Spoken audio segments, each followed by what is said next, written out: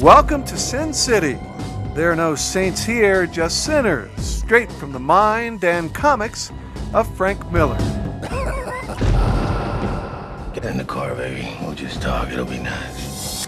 You just kind of done the dumbest thing in your whole life. It's brought from page to screen by Robert Rodriguez. Let the girl go. You know who my father is? You can't do a thing to me, Hardigan. I knew that Frank Miller was in good hands with Robert Rodriguez and vice versa. Robert Rodriguez was in good hands with Frank Miller. There'll be arrests. There'll be deaths. Nothing can stop this. And Robert Rodriguez knew he could create a work of cinematic art if he just went by the book, the comic book. We'll fight the cops and the mob. We'll go to war. It's visual storytelling. When you're painting, when you're sculpting, when you're doing a comic, you're telling the story visually. So it should just translate to all the mediums. You shouldn't have to adapt it. This isn't some barroom, bro. This is the bad days, the all or nothing days. So when I was looking at his book, I thought, this isn't even cinematic. It's like beyond cinematic. It does things you never would see even in a movie. So let's take cinema and try to turn it into this graphic novel. And then people will think it's some revolutionary new way of storytelling. Wind on. And go. But really, he drew it first, and it worked on paper. So I knew it would work on the screen. You're making a big mistake. You get actors to come breathe life into it, and you've got something that's just gangbusters, and it just takes you into a world. People want to be transported. You come here, you go into Sin City, and you're there for 2 hours until you come out, and you see the most amazing, dark, sinister things there. Wait, what in the devil did you do to him? I just gave him a taste of his own medicine. I don't think he'll be bothering you again. He was from a while back, before you showed up again with that new face of yours. And it was only because I felt sorry for him. I'll call you later. Also jumping into Sin City feet first, Clive Owen, who is surrounded by evil, including a handful of prostitutes. What a terrible environment to make a movie. The struggle. Yeah, it was the whole thing was a wild ride, this film. Whoever killed you is gonna pay, Bodie. Open up, police. I'll be right out. Owen knew this would be a walk on the dark side, but he didn't have any second thoughts. I didn't really have any, because I think for a film like this, you just have to commit that the filmmaker's going to pull it off. From the sound of things, you might have to shoot somebody. I don't have a gun. Under the seat. It's loaded and it works. This'll do. You know, you look at Robert Rodriguez and say he's going to pull this off.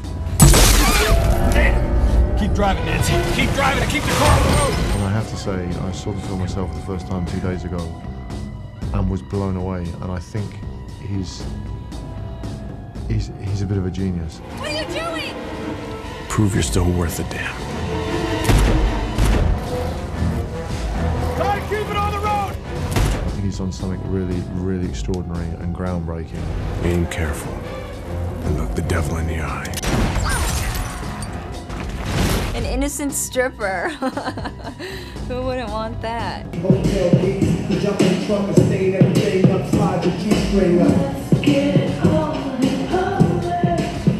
Jessica Alba goes from TV's Dark Angel to playing a really dark angel, a not-so-innocent stripper in Sin City. She decided to get some tips from actual strippers. Skinny little Nancy Callahan. She grew up. She filled out. It was mostly about me talking to girls about how they got the confidence to be on stage and be sexy with people watching their every move. I'm quite an awkward, sort of uncoordinated person in my own personal life, so I just didn't want to like slip and fall down or look foolish, you know, slap myself in the face with the rope while I was roping. So from right there in that position, once again, just that line. Start with you, Clive. Get me a car. Who do you think you are, giving orders? You got what you wanted out of us. The women use sex as a weapon in Sin City, but it's not their only weapon. You got what you wanted out of me. If I don't make it, you can have your war. She knows exactly what she's got and what it can get her. She's an extremely manipulative woman, Gail. So it's, you know, it would be kind of silly for her to kind of like dress down and be like, take me seriously, I'm tough. You know, it's more like I'm gonna disarm you completely and use the fact that you're so distracted and going to underestimate me to kill you and really relish it. He's crazy. He's crazy. And it seems they really relish the killing in Sin City. It is one of the most violent movies since, well, Quentin Tarantino's Pulp Fiction. And Tarantino actually directs a scene in the film. I'll just go ahead and just shoot from. I'll just go ahead and just shoot. I think it's a nice, good, monstrous shot. Yeah. I tell you how I watch this movie. I watch this movie as a cartoon. You know, I watch this movie as a cartoon. I watch it like I watch Tom and Jerry or the Roadrunner.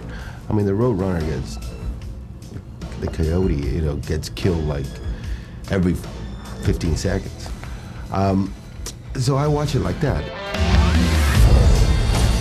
You're making a big mistake, man. You already made a big mistake yourself. Sin City is as original as it is violent.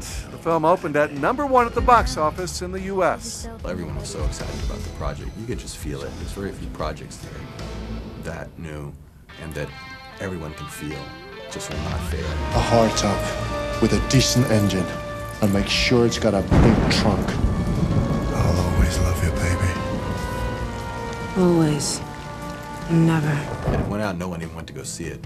It would be a noble failure and people would discover it later. So it was a win-win situation. All over! I felt I had been to the craziest place I'd ever been to in a movie, and that is to do with the commitment. Enjoy the smoke.